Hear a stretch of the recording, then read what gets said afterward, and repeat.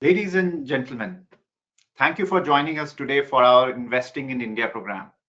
This is our 12th webinar in the series, in fact.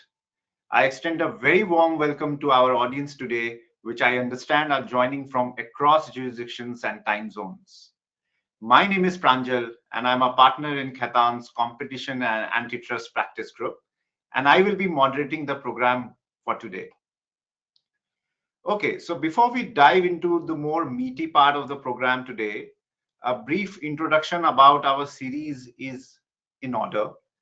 So, Investing in India is a webinar program which we have curated specially for existing and prospective foreign investors and their advisors in India, which is to enhance their understanding of key issues in doing business in the country.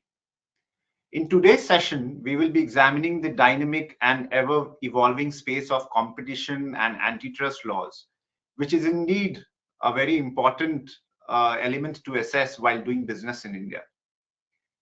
India's competition law landscape has evolved rapidly in the last decade, and today it really is one of the most sophisticated antitrust frameworks that we see around globally.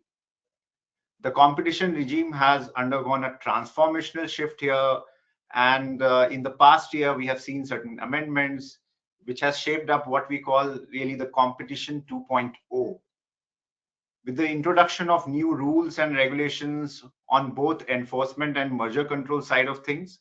The regime is now more expansive, developed, and also aligned with global best practices. The regulator here has tremendously evolved over the years while handling very diverse set of cases, and the process has really helped create a robust competition and antitrust landscape in India. Now, from the perspective of foreign investors and multinational organizations considering investments or M&A in India, it is critical to understand how the Competition Act operates in practice, how the CCI in fact interprets things like market power, anti-competitive conduct, and how merger control regulates cross-border deals. India now has a modern combination notification regime now, robust enforcement regime, including strong down-rate powers, a strong leniency culture, and I must add, increasingly significant penalties as well. Enforcement is active across a wide array of sectors, including digital markets, platform economy, manufacturing supply chains, and what we often call the India scale really large sectors. The new amendments also signal a much wider regulatory perimeter. For example, the newly introduced deal value thresholds that can really pull a lot of digital transactions, which in fact have very limited local assets. Next slide, please. So now I would like to briefly take you to what's in store for today's program. If you do have questions, please submit them using the facility provided in the webinar portal. If we do not cover questions during the webinar, we will respond offline by email after the webinar. Also, please note that a copy of the presentation, summary notes, and recording of the webinar will be sent to you after the webinar as a matter of course. Now, let me finally turn to our speaker for today, Mr. Anshuman Sakle. All registered participants should have already received an email with both of our resumes, so I will keep the introduction short. Anshuman is a partner with Antitrust team in our firm. He brings a wealth of extensive experience in advising foreign clients on their prospective investments in India. With years of experience advising multinational corporations, he also offers practical insights into compliance, risk management, and defense strategies in the face of antitrust scrutiny. So now I would like to invite Anshuman to present. Anshuman, over to you. Thanks, Pranjal, for the kind introduction. And hi, everybody. It's my pleasure to be a part of this webinar. If you could move to the next slide, please. Before we dive in, let's take a quick overview of what all we will cover in today's session. We will look at it from a very practical and risk management oriented perspective. We will cover the entire governing framework, key authorities, and the core facets of competition in India, which are merger control and antitrust enforcement. Special emphasis would be laid on the notification thresholds as well, timelines, exemptions, abuse of dominance analysis, recent enforcement trends, penalties, and compliance expectations as well, which will enable foreign investors to confidently structure their deals, set up effective governance frameworks, and manage competition law risks proactively while investing in India. Let's move to the next slide, please. Firstly, the parent legislation for competition law in India is the Competition Act 2002, which has been amended over time. Most recently and notably by the 2023 Amendment Act, which got implemented in 2024. Alongside the Act, there are several allied rules and regulations, such as the general regulations, combination regulations, specifically to control merger control, exemption rules, again for merger control. And on the enforcement side, we have the lesser penalties regulations, the settlement and commitment regulations, which have of course been implemented in 2024. This reflects a very dynamic and continuously evolving nature of India's competition law framework. Under governing authorities, the key enforcement body, of course, is the Competition Commission of India. It is supported by the Director General's Office, which acts as the investigative arm. Appeals from the CCI lie with the National Company Law Appellate Tribunal, or the NCLAT, and further appeals can be made to the Supreme Court of India. High courts, which are there across various states in our country, also play a fairly significant role in scenarios if the enterprises or individuals file writ petitions challenging the conduct of the DG or the CCI itself. Finally, the twin pillars of the Indian competition regime, in terms of what it sets out to regulate, are merger control and antitrust enforcement. Merger control deals with regulating combinations through a prior notification or an approval mechanism, while antitrust enforcement focuses on post facto assessment of anti-competitive conduct like cartels or abuse of dominant position. Together, these elements form the backbone of India's competition law framework. Next slide, please. Now that we have a bird's eye view of what Indian competition regime looks like, let's delve into the merger control regime first, which is equally pertinent, especially pertinent for any investor looking to acquire, merge, or enter joint ventures in India. Merger control is a preemptive regulatory mechanism aimed at preventing combinations that could have an appreciable adverse effect on competition in India, and it's often referred to as AAEC. You will hear me say this word multiple times during this presentation. That's the standard which the law has set for us to assess any impact on the markets. It operates under a suspensory regime, meaning that no part of the transaction can close before CCI's approval. Non-compliance, such as gun jumping or misrepresentation, can attract very significant penalties. This area is gaining prominence, especially in complex cross-border and digital sector transactions. Next slide, please. Let's look at the thresholds for notification under the Act. Notification is compulsory if a combination meets the prescribed thresholds under the Competition Act. These thresholds apply at both the party and the group level, and the slide provides a quick reference to what the numbers look like. For example, combined Indian assets exceeding approximately 301 million or turnover above approximately 903 million US triggers notification, with global thresholds incorporating India carve-outs such as 1.25 billion USD in the worldwide assets, or at least 150 million US in India as well. Remember that the regime is mandatory and suspensory, so any step towards implementation before approval constitutes gun jumping. Additionally, introduced in September of 2024 is the deal value threshold, which requires parties to notify a transaction if the value of such a transaction exceeds approximately 240 million US and the target enterprise has substantial business operations in India. For digital businesses, substantial business is established when 10% or more of its global users, subscribers, or gross merchandise value is attributable to India. For non-digital businesses, substantial business applies if gross merchandise value or turnover in India represents at least 10% of the global numbers and exceeds at least approximately USD 60 million in India. In case of partial acquisitions, only the value of the acquired portion is considered in transactions, and generally greenfield and newly incorporated joint ventures are exempt from notification requirements. The calculation of deal value includes all forms of consideration, which could be cash, non-cash, any deferred payments, and even linked arrangements such as supply arrangements or any form of trade between the parties on account of the transaction taking place. Next slide, please. Not all combinations require notifications per se. The Indian merger control regime provides a de minimis or a small target exemption for targets with assets below a certain level in India or turnover below a certain level in India. In the event the Indian assets are below approximately USD 54 million or the turnover in India is below 150 million USD, in such a situation, the target could be exempt from notification. Other key exemptions which could apply are intra-group restructurings, certain minority investments as well, which do not account for any acquisition of control.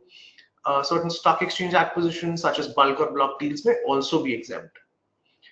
We have in India something called the green channel route, which is fairly unique, and I haven't seen that come across in any other jurisdiction around the world.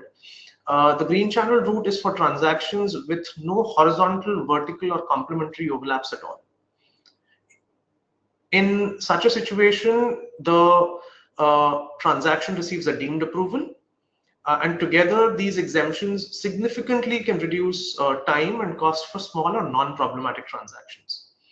In a year, in fact, actually, we would be seeing roughly approximately 100 transactions to 120 transactions be notified with the CCI. Next slide, please.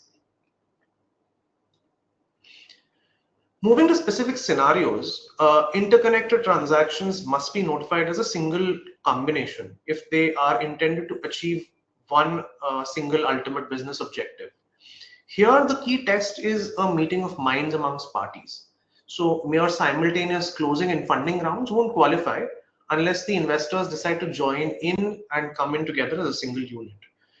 Another test which is applied in this case is also the but-for test, where parties would basically assess various transactions, and but for one transaction happening, the other one wouldn't have happened as well.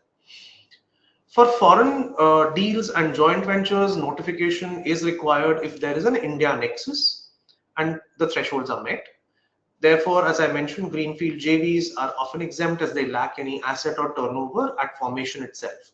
But any brownfield ones where there are asset transfers or existing operations are being contributed by one or both of the parents, those could trigger notification with the CCI. Even foreign to foreign deals are often caught if they involve Indian assets, turnover, or substantial business, since the CCI does have extraterritorial reach as well. Next slide, please. Turning now to the filing formats and procedures.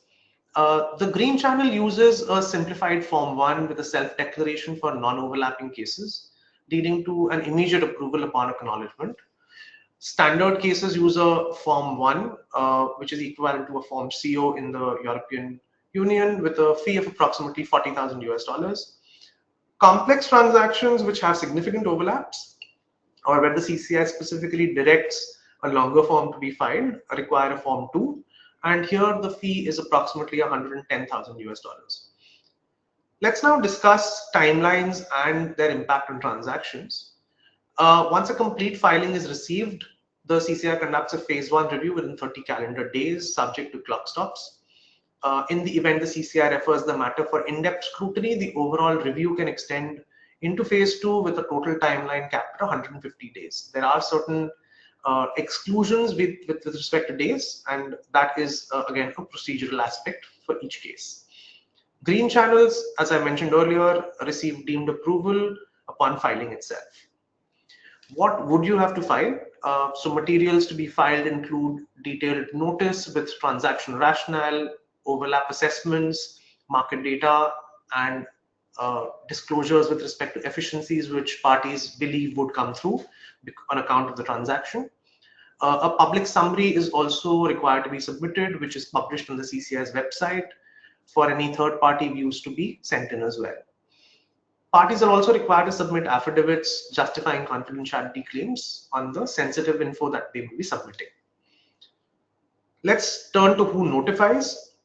For transactions structured as acquisitions, the acquirer is responsible under the law, whereas in mergers or amalgamations, all the parties who are party to that scheme of arrangement would be jointly required to file with the CCI. You need to file post your trigger events such as board approvals or signing of definitive binding documents, but it's always pre-closing so as to avoid any breaching any standstill obligations which may arise.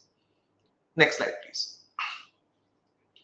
On substantive assessment, the CCI evaluates if the combination causes an appreciable adverse effect on competition, considering factors such as market shares, entry barriers, countervailing buyer power, potential foreclosure, and it's balanced against pro-competitive efficiencies which may come up. Efficiencies are a key consideration. Mergers that drive innovation, economic development, export competitiveness, or consumer benefits can outweigh potential harm as well, especially in dynamic tech or digital sectors, which are obviously, as we have seen the world over, increasing in number. The process ends with CCI's approval, which is unconditional in most cases, with modifications where needed, or rejection, though rejection remains rare. The detailed timeline caps at 150 calendar days from filing of a valid form.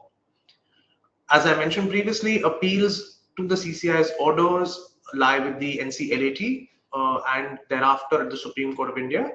They are possible but highly uncommon in merger cases, as parties prefer modifications to secure approvals from the CCI itself.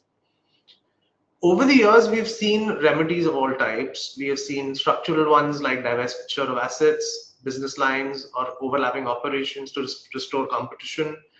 We have also seen behavioral commitments, such as ensuring fair access, non-discriminatory pricing, or supply obligations as well. Finally, coming to penalties for non-compliance, they are fairly significant. And as Pranjal also mentioned, they are increasingly being enforced as well. Non-compliance can result from non-notification or from belated notification as well. In such cases, a financial penalty of up to 1% of the global turnover or assets of the parties, whichever is higher, could be imposed. Next slide, please. Let's look at a real-life example to understand why the suspensory regime matters. In 2015, Baxter and Baxalta signed a global agreement to separate Baxter's bioscience business. They filed a notice within the time period prescribed under the law at that point in time. But here's the catch. The global transfer was completed before the notice was filed, and the India leg of the transaction was kept in abeyance. It was deferred for a subsequent closing. The CCI saw this and said that this violated the standstill obligations under the law, because the deal must remain proposed until the CCI clears it or the prescribed timeline under the law has passed. And you cannot close globally and then wait for the India approval. The parties argued that they acted in good faith and also had relied on a pre-merger consultation that they had done with the CCI staff. The CCI didn't agree and said that the informal consultations are non-binding and parties can't self-assess any competitive impact. That is for the Commission to assess. The penalty in this case, it was approximately 120,000 US dollars, which of course is very small compared to the maximum which could be imposed. But the Commission did see the fact that the parties cooperated. In this case, the key message is fairly simple. Global closing with an India carve-out is not a safe harbor. You cannot close the India leg, you cannot close the global leg without the approval coming in and the India leg being kept in abeyance. Next slide, please. Here's another real-world example that matters for global investors. Veolia, a French company, planned to take over Suez globally. Before notifying the CCI, Veolia had already bought 29.9% shares of Suez on the exchange. Veolia assumed that this step was exempt because it believed that the numbers for Suez in India were below the required thresholds. But the CCI found that otherwise. Suez had multiple subsidiaries in India and the thresholds were definitely crossed. So what exactly went wrong? Veolia partially closed the deal before the CCI approval. Under Indian law, even partial closing is not allowed until clearance or until the time period prescribed under law has passed. The CCI said that the intent doesn't matter. The breach of the standstill obligations will attract penalty for sure. The same penalty of approximately 120,000 US dollars was imposed here as well. Leniency was shown again to the parties, but again, the CCI did see that the parties did cooperate with them once the investigation and gun jumping proceedings had started. So the key message here again, for foreign to foreign deals, you can trigger an India filing, and if they are met, then partial closing cannot be done before the CCI approval comes through. Next slide, please. Let's look at another case involving financial sponsors who jointly invested in an agricultural solutions company in India. The parties notified the transaction under the Green Channel route, which, as I mentioned previously, grants a deemed approval. However, this Green Channel route is available only if the parties have no horizontal, vertical, or complementary overlaps in India. Subsequent to the filing, the CCI did find an indirect overlap. So what did the CCI do in this case? They first directed that the parties refile the transaction altogether. They declared the notice which had been filed previously to be void. They imposed a penalty for closing the transaction without a valid approval. They also imposed a separate penalty for making incorrect statements in the Green Channel declaration which was filed as part of the previous filing. The acquirers had argued that the overlaps existed only within the same group and involved captive sales which were being phased out. But the CCI did not accept this argument and they rejected it, stating that the Green Channel rules were very strict and clear. Any overlaps, however minimal they might be, disqualifies a transaction from using that route. Factors such as group affiliation may matter in a full form review, but not for a Green Channel clearance as such. The key lesson is that the Green Channel is not a shortcut. It is a privilege. It should be used after a very rigorous overlap check and documentation. The CCI has described it as a trust-based mechanism requiring utmost good faith. Misuse or even inadvertent misrepresentation can lead to approvals being cancelled and financial penalties and, of course, reputational damage. Next slide, please. Now, stepping back from individual cases, here's what the broader picture really looks like. In the last 5 years, the CCI has reviewed over 500 merger filings. Over 420 of them were filed in Form 1, which is the short form, around 45 in Form 2, which is the long form, and approximately 100 were auto-approved through the Green Channel route.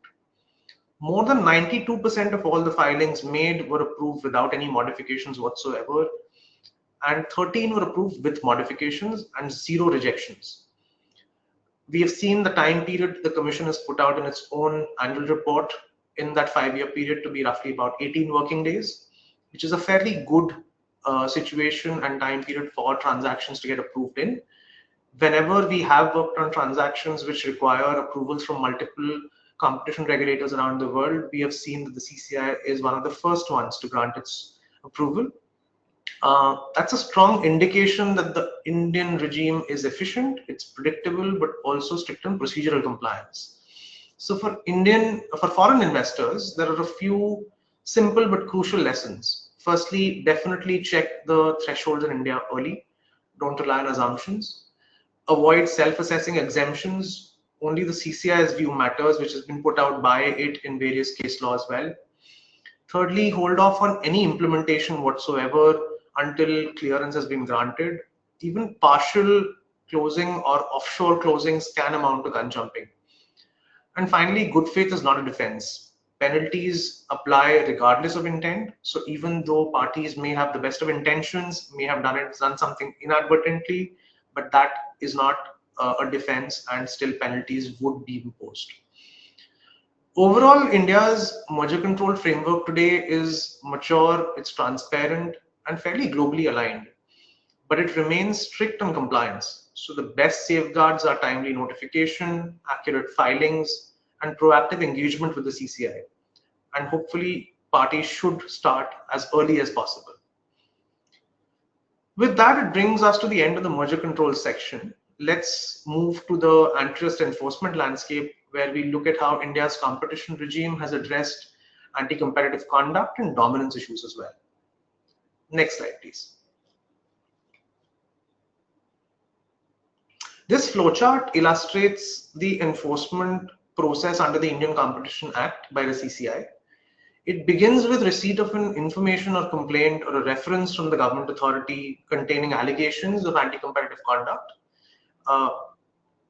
Information either can come in from as a complaint, but also can come in through a suo motu proceeding, which can be started by the CCI of its own volition. The first step for CCI is to kickstart the process by holding a preliminary conference where it considers the allegations and forms a prima facie or preliminary view. If the matter lacks merit, it is closed at this stage itself. In fact, actually, a lot of cases that the CCI does receive are closed at this stage itself because they may not really deal with competition issues per se, but also may include consumer complaints which the CCI may have received. On the other hand, if there is a preliminary case made out against the parties, the CCI directs the DG's office to conduct a detailed investigation. One remedy available in non-cartel cases at this stage is to offer commitments to the CCI to satisfy its concern. This helps avoid subsequent scrutiny by the CCI if an agreement can be reached on how an enterprise can self-correct its conduct. The window for this is open till 45 days from the preliminary order of the CCI. Coming to the investigation stage now, the DG has the power to further its investigation by several means, such as dawn raids, which are search and seizure operations, issuing summons to parties, recording witness statements, and issuing notice in the form of requests for informations to thoroughly investigate the facts of the case. Based on the investigation, the DG submits a report to the CCI. Importantly, any time before the DG's report is received by the CCI, parties to cartel investigations can file for leniency as well to receive penalty reductions based on providing adequate and vital disclosures. We'll discuss this in detail subsequently. This DG report is then shared with the parties for their responses as well. After assessing the case made against them in the DG's report, parties in non-cartel cases can also offer settlements to reduce penalties by admitting contraventions as well. In ordinary course, after the parties reply to the DG report, typically CCI holds an oral hearing, giving parties the opportunity to present their case. Based on this, the CCI finally passes an order, either finding no contravention or confirming a violation. Both these orders are appealable before the NCLAT. If a contravention is found, penalties may be imposed and parties will be directed to stop their anti-competitive conduct as well. Decisions, as I mentioned, lie, or the appeals lie with the NCLAT and further to the Supreme Court of India. Next slide, please. Antitrust enforcement in India is split between two core areas of focus. One is anti-competitive agreements, which looks at coordinated actions between parties, and the abuse of dominance, which is unilateral conduct. Let's take a look at each to understand how conduct of your business in India should be structured, monitored, and protected from antitrust action. Under the Indian Competition Act, any agreement that causes an appreciable adverse effect on competition is prohibited. The term agreement is very broadly defined. It includes written contracts, oral understandings, or even tacit collusion inferred from conduct. Even if there is no signed document, coordinated actions can qualify as an agreement in itself. It's famously called the nod or wink standard due to the low threshold set up to establish such conduct. Horizontal agreements occur between competitors. Coordinated conduct occurs when they decide to collude on pricing decisions, capacity utilization, or decide tender bids amongst themselves. These are all considered per se illegal because they almost always harm competition, and this puts the onus on the parties to defend themselves and disprove the fact that appreciable adverse effect on competition indeed took place. Participants who are not competitors but act further to such agreements are also captured by this prohibition. In fact, we have seen a number of industry bodies and trade associations getting captured under this particular provision. Vertical agreements, on the other hand, occur between entities at different levels of the supply chain, such as manufacturers and distributors. For example, If a supplier and distributor decide a floor rate below which the distributor cannot resell the product or enter exclusive dealing arrangement, that's a vertical arrangement. These are assessed under the rule of reason, meaning that their impact on competition is analyzed on a case-by-case basis to test if appreciable adverse effect on competition is actually keeper caused, and keeping in mind factors such as market power, foreclosure of competition, creation of entry barriers, and if there are any efficiencies of that setup as well. Here, it's also important to discuss the leniency regime under the Indian Competition Act, specifically for cartels, where the main objective is to encourage cartel members to disclose information voluntarily. The benefit is significantly reduced penalties, provided that the disclosures made by the party are truthful and vital. It follows a marker system, giving the first applicant up to 100% immunity, while the second and third applicants can get 50% and 30% reductions respectively. There's also the newly introduced Leniency Plus framework, which offers extra benefits if a party reveals another additional cartel while cooperating with respect to the previous cartel investigation as well. At the same time, if undergoing a cartel investigation in India, it's very important to stay aware of the possibility of the other cartel participants furnishing the information against you, which makes this a critical and time-sensitive call in terms of overall defense strategy. Next slide, please. Let's look at the shipping line cartel case. This case is a classic example of cartel enforcement in India's shipping sector. The CCI initiated proceedings after receiving a leniency application from NYK Line. The allegations involved collusion among major shipping lines across the world, namely NYK Line, K Line, MOL, and NMCC, providing maritime motor vehicle transport services to automobile manufacturers on certain trade routes. Following the CCI's directions, the DG investigated and confirmed the allegations. The DG also found certain individual employees of these parties who were involved in the cartel activity itself. During the investigation, MOL and NMCC tried to jointly file a leniency application, but the CCI rejected this approach, stating that they required separate leniency applications from each of the parties. The CCI interestingly observed that leniency applications coming in jointly are against the spirit of the leniency mechanism altogether. This goes to show that the mechanism is designed to break down the cooperation between competitors itself and to ensure that they act independently at all times. After the DG submitted its report, the parties in their replies argued that there was no appreciable adverse effect on competition in India, since the anti-competitive agreements are related to exports. However, the CCI rejected this argument because the services were ultimately provided to auto manufacturers in India, and these OEMs exported the ultimate product outside India. Therefore, the conduct was considered to have an impact in the Indian market itself.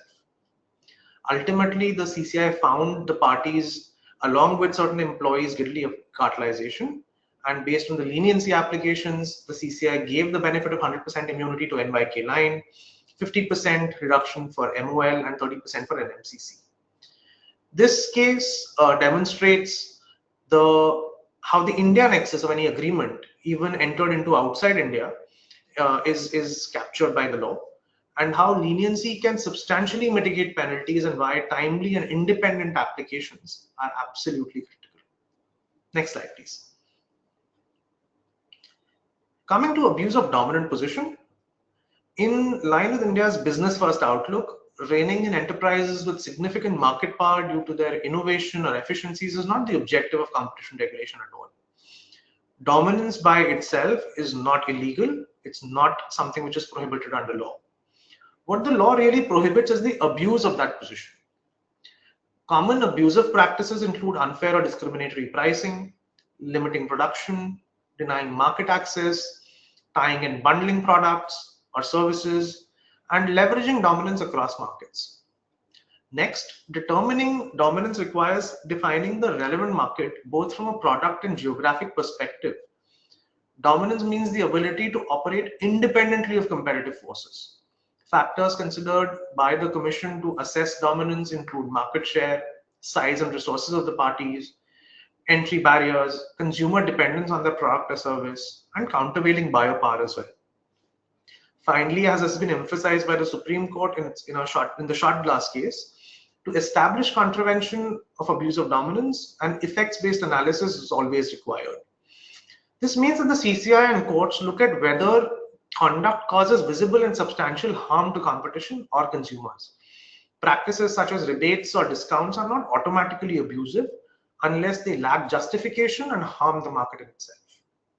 Next slide, please. Coming to the Google settlement order, it's important and interesting to discuss this. It's the first settlement order which has been reached at by the Commission in the recent past. This case revolves around allegations against Google for abusing its dominant position in India's Android ecosystem. The proceedings began when information was filed against Google and its affiliates and certain other OEMs as well, alleging violations of the provisions of the Competition Act. The core allegation was that Google imposed restrictive agreements on OEMs.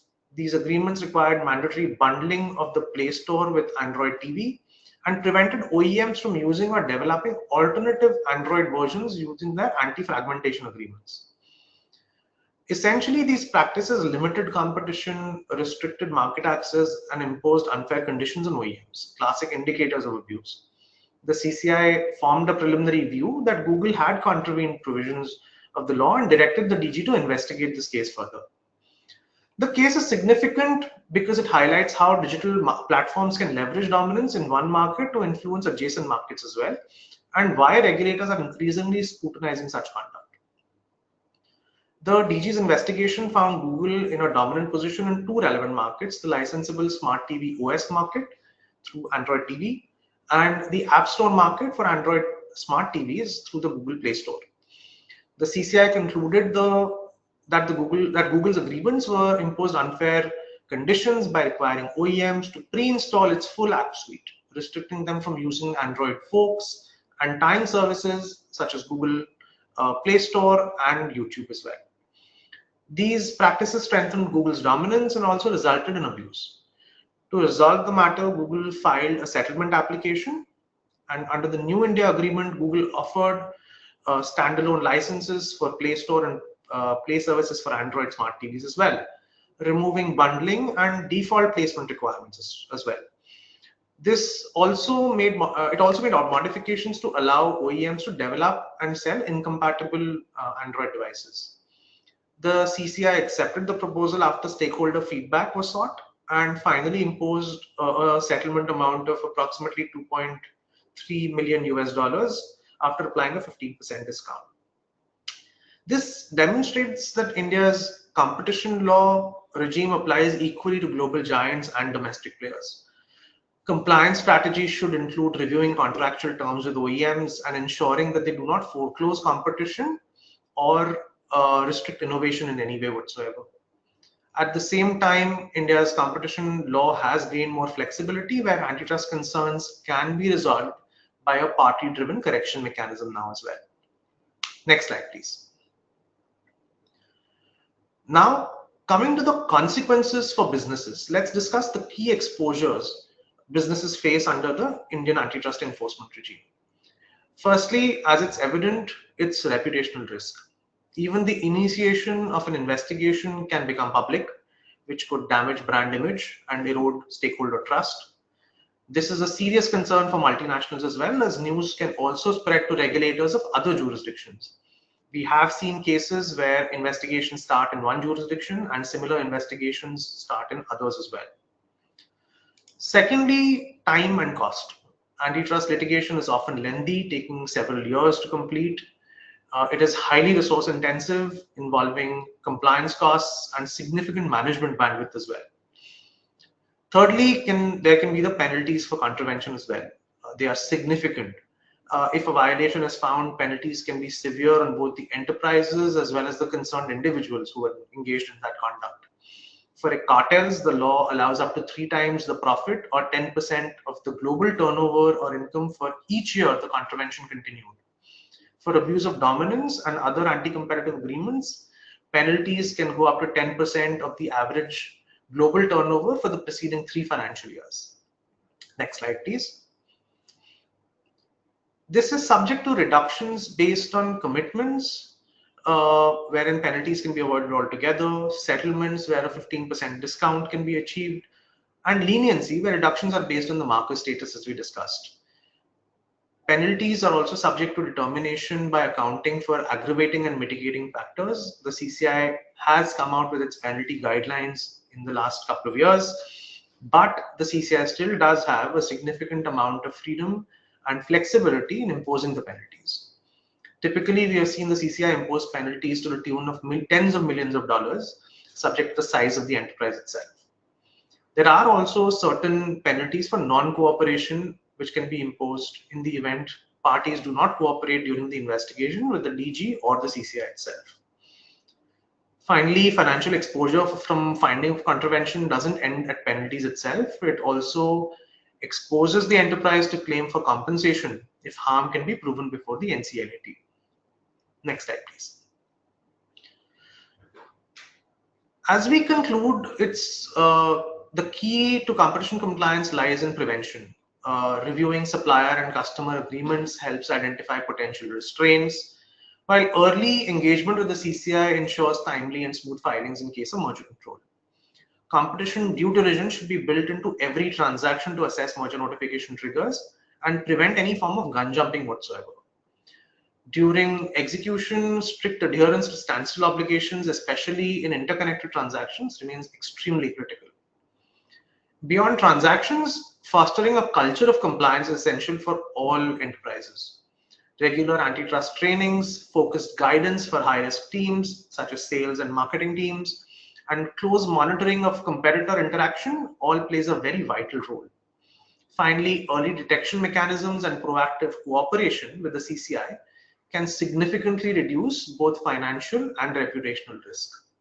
In essence, competition compliance is not merely a legal formality, it's a cornerstone of responsible and sustainable business conduct as well. I hope this presentation has given our audience a fair understanding of both the merger control and enforcement provisions of the Indian competition law regime. Happy to provide any clarifications or answer any questions which may have been sent across to us in the chat box. Pranjit, over to you. Yes, indeed, Anshuman, we have received a bunch of questions. But first of all, thank you a lot. Thanks a lot for covering a lot of topics in this limited time that we have in hand. And as I mentioned, we have lots of questions. So without much ado, maybe we can dive into some of them. So one of the questions that we have received is, so in terms of reputational risks that you discussed, is CCI bound by some kind of confidentiality during antitrust cases? And can the records be publicly accessed or shared between regulators of different jurisdictions? A very interesting and layered question. So let me answer each of those points one by one. The final orders of the commission are routinely published on its website. However, the preliminary orders in cartel cases are definitely not made public. So essentially, if you have a cartel inquiry going on against you, you suddenly might get raided without any prior knowledge of any pending proceedings with the commission itself. So this really underscores the importance of staying compliant and being alert for timely detection. In terms of coordination between regulators around the world, the CCI has various MOUs with other regulators. So the bridge for data sharing and cooperation exists. We have seen the commission engage fairly regularly and actively bilaterally with a bunch of other regulators such as the FTC and DOJ in the US, the European Commission, the CMA, as well as the regulators in the BRICS countries. It also is extremely active with multilateral organizations such as the International Competition Network too. So there is enough and more of mechanism which exists for sharing of that data. Coming to confidentiality proceedings, during the pendency of the case, parties are expected to always submit two sets of their data. One is a confidential version for the eyes of the commission and a non-confidential version as well. While it's not really accessible, and if any party wants to see it, it has to really ask for it and show cause as to why it needs that data. The CCI is bound by strict confidentiality protocols in terms of party submissions, and they can be granted access only after setting up a confidentiality ring. And is subject to stringent undertakings as well, which allows parties not to misuse it. Right, excellent. Let us take one question that we have received on the merger side, and I think this is a very pertinent question for foreign investors. How does the CCI deal with foreign to foreign mergers? And are there real risks for transactions involving transactions that take place entirely outside the country? So yes, the CCI's jurisdiction does extend beyond India's borders. So even offshore transactions can be reviewed if they have a nexus with the Indian market. The nexus could be through local subsidiaries, sales, or having customers in India as well. We've seen several high-profile global mergers being assessed by the Commission over the last decade. So cases involving Dow DuPont, Shell BG, Holcim Lafarge have been examined by the CCI, where they scrutinized India-specific overlaps, despite these deals actually being executed abroad. The practical takeaway is that even if there is a minimal Indian exposure, it can trigger filing, so best to do a check. Multinational companies should ideally have an India competition check built into their global M&A clearance strategy as well, so as to avoid any last-minute surprises. Right. Thank you so much. In the same vein, I would now like to take one question on gun jumping that has come up. So the question is, what is India's approach to gun jumping penalties? And how does the CCI assess multi-jurisdictional transactions in that context? Interesting question again. Gun jumping, as you had mentioned in the beginning of this presentation, and otherwise also penalties are becoming more strict, and we are seeing a higher number of penalties being imposed. India does enforce a strict standstill rule, so no step towards implementation should take place, including sharing of any commercially sensitive information before the approval of the Commission comes through. In multi-jurisdictional transactions, global closing could trigger gun jumping penalties if the approval in India has not been sought or the India leg has been deferred. We saw this in the case also, which we took up a little while back. The CCI has taken an increasingly tough stance on procedural lapses in the recent few years. That said, the real consequence not only lies in the financial penalties, but also in regulatory delays and the reputational damage that might come along with it. So very important for parties to be very clear about what kind of compliances they need to achieve before closing can occur. Thanks a lot, Anshuman, for that. I'll take up one question that's come more on the lines of what is the due process procedure before the CCI. So the question is, does the enterprise or a company facing antitrust inquiry in India get any right of audience before the CCI, before, say, an adverse order is passed against it? A very valid question, something that we end up answering fairly routinely and regularly for our clients not based in India. So the CCI is bound by all customary natural justice principles for sure, such as the right to a fair trial. So within the CCI's process itself, you will see that these checks and balances have been weaved in.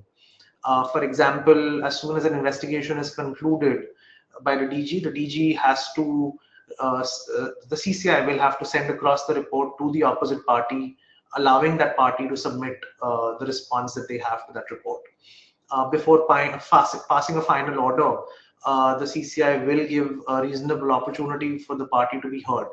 So there are procedural safeguards in place, and it's important to ensure that due process which is given under the law is followed during the inquiry. In fact, actually, in the initial and early days of the commission, we didn't see this being followed to the T. There were a lot of challenges which came up in the initial few years of the commission's existence, where parties did go up to the writ courts, the high courts and the Supreme Court as well, to basically ensure that their right to a fair trial was protected. And over the years, we have seen, because of those interventions by the courts, the CCI's processes getting a lot more tighter and clearer and a lot more open and fair as well. Right.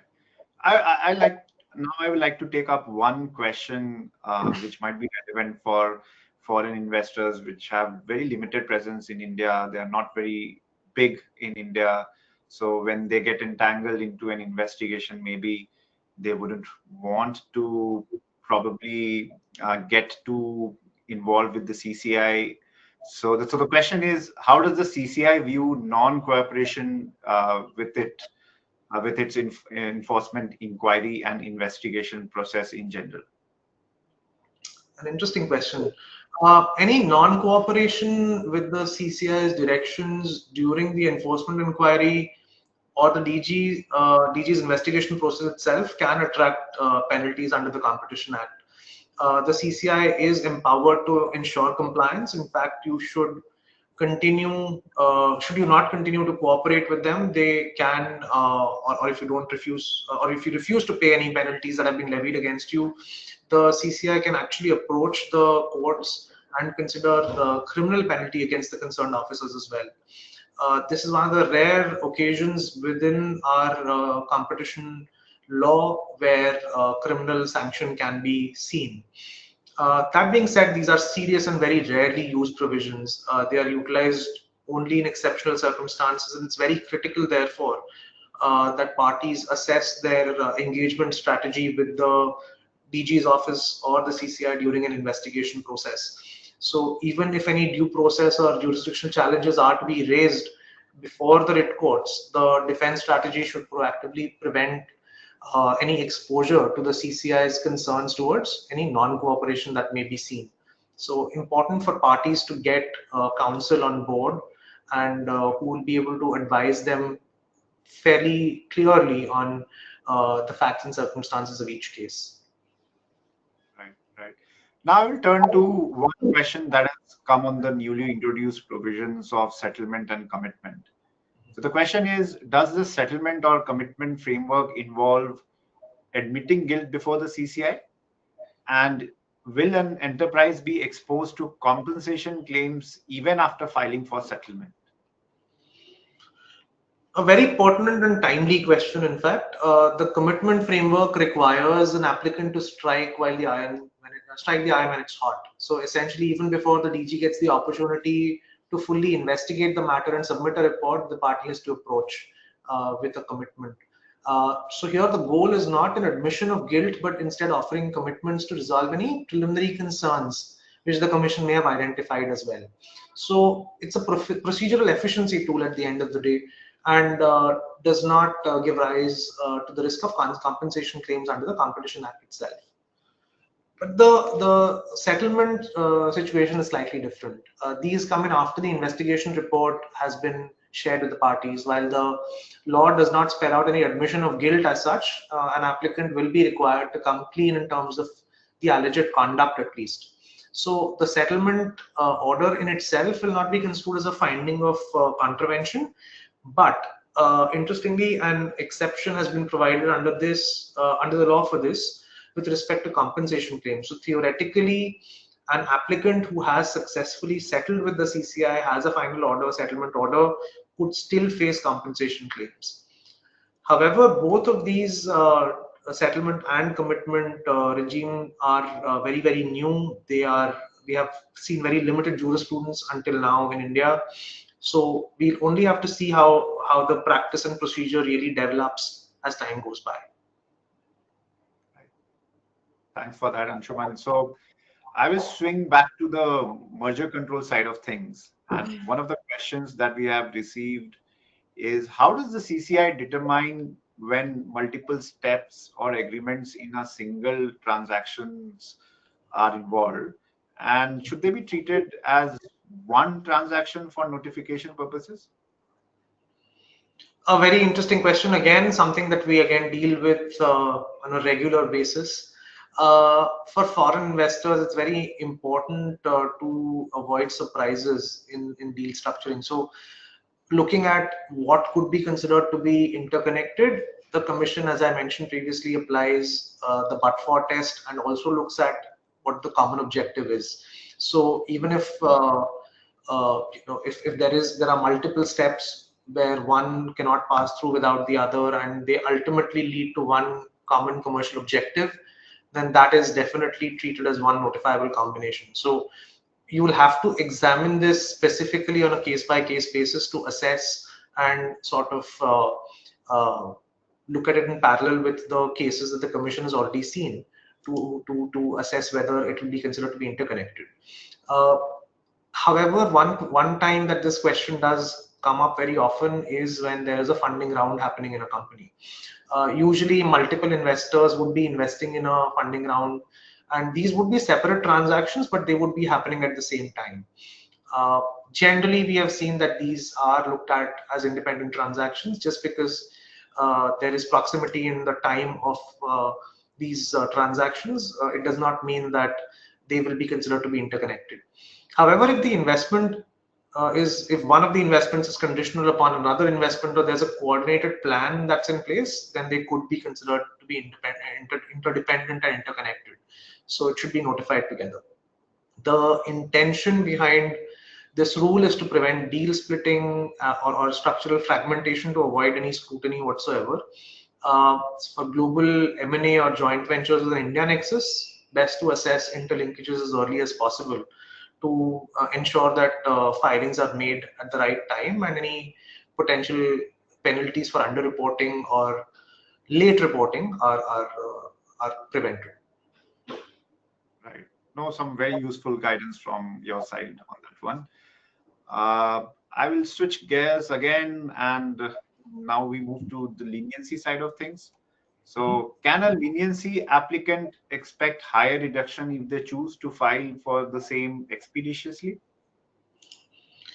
Expeditiously. So time, of course, is always of the essence in leniency cases, especially in cartels where you could expect cartel participants to rush and get to the CCI before the other participants do. So your marker status, as I mentioned previously, sets the cap on the percentage of penalty reduction. It could be 100, 50, or 30%. But there's no straitjacket norm that the first applicant always will get the highest penalty, though that generally has been seen to be the trend. But the marker status depends upon the level of cooperation as well, not just being the first mover. So here, the more evidence you present, the stronger case that you help the DG and the CCI build, and that's what causes the higher penalty reduction to come through. So if you reveal an entirely new cartel altogether, the new leniency plus regime also comes in, and you're entitled to an increased penalty reduction in the first case itself as well. So there is definitely merit and a benefit of going in early, but it's not just going in early, it is also cooperating and providing the DG and the CCI with vital and strong disclosures, which will help them crack the case. Right. Thanks for that, Anshuman. I'll take one important question that has come on the merger control side, and we face this question quite regularly again. So the question is, what kind of rights does the CCI typically consider control conferring? This question comes up actually very regularly in cases involving minority acquisitions. As I had mentioned a little while back, minority acquisitions could be exempt, but if there is any form of control being acquired, then in such cases the exemption does not prevail, and parties would then have to file. In a lot of financial sponsor transactions, we'd see this question come up more often than not. The CCI has viewed affirmative voting rights, allowing the acquirer the ability to influence any policy outcomes or commercially strategic matters of a company to be control conferring. So practically, rights such as right to approve budget or appoint or remove key managerial personnel, altering the charter documents of a company, which will directly or indirectly affect day-to-day operational dynamics of a company, have been considered to be control conferring by the CCI. This actually, in principle, is fairly different from how other regulators and other laws consider control to be. We have seen there being a fair divergence when it comes to, for example, securities laws and competition law in terms of what amounts to control. However, the intention behind each of these laws is very different, so there need not be convergence at all. The intent behind the law is to regulate competition, and the Commission believes that these particular negative control rights also amount to control for the purposes of competition law. So therefore, the threshold that we have seen vis-a-vis control under at least Indian competition law is fairly low in comparison to what we have seen globally and in comparison to what we have seen with respect to other laws. Right. Thanks, Anshuman. We have some more questions pouring in, but I guess we are really tight on time here. So maybe we can conclude here. So I would like to thank Anshuman for sharing his expertise and experience with us today. I thought he did an outstanding job. Thank you so much, Anshuman.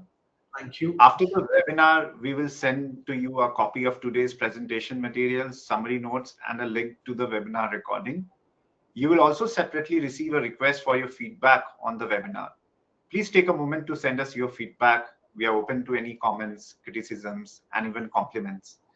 Thank you for your attendance today, and we look forward to being with you again at a future Investing in India program. Thank you so much. Thank you.